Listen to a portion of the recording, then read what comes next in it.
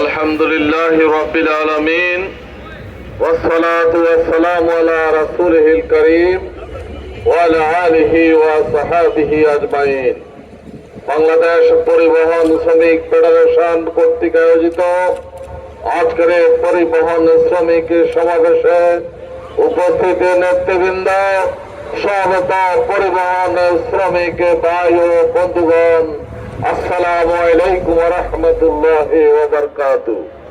প্রিয় ভাই ও বন্ধুগণ, আপনারা জানেন 1886 সালে আমেরিকার শিকাগো শহরে সেদিন শ্রমিকদের কর্মঘণ্টা 8 ঘন্টার দাবিতে যে আন্দোলন শুরু হয়েছিল, সে আন্দোলন আজকে সারা বিশ্বব্যাপী প্রসারিত হয়েছে।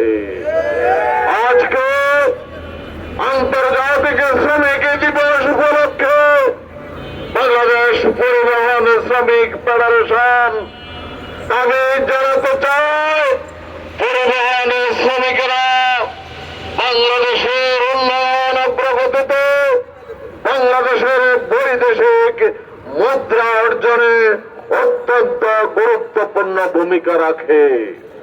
বাংলাদেশের উৎপাদিত পণ্য বিদেশে রপ্তানি করার জন্য পরিবহন শ্রমিকেরাই সেই পণ্য বহন করে নিয়ে যায়, আমার আমদানিকৃত পণ্য বহন করে নিয়ে আসে।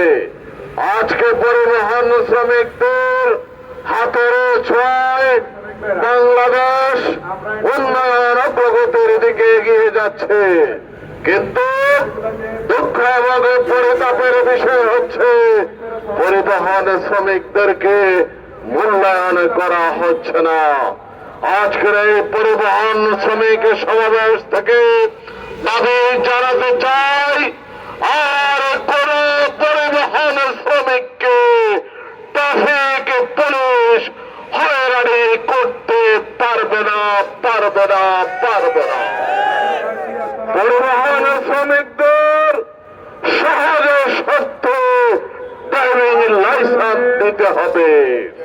পরিবহন শ্রমিকদের জন্য অবসরকালীন অবসর ভাতা এবং রেশনের ব্যবস্থা করতে হবে।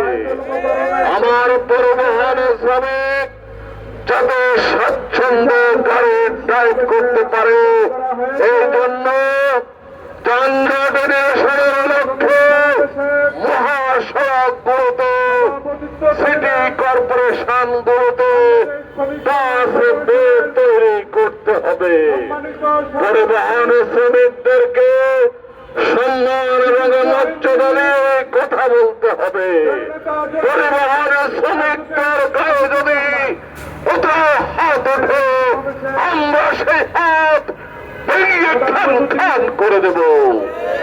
পরিবহন শ্রমিকদের সকল দাবি নিঃশর্তভাবে মেনে নিতে হবে।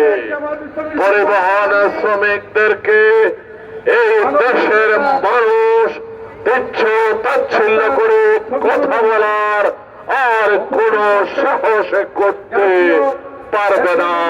তাই আসুন, আজকের আন্তর্জাতিক শ্রমিক দিবসে আমরা পরিবহন শ্রমিকেরা শ্রমিকদের অধিকার আদায়ের জন্য ভূমিকা রাখবো। এখন আমরা সকল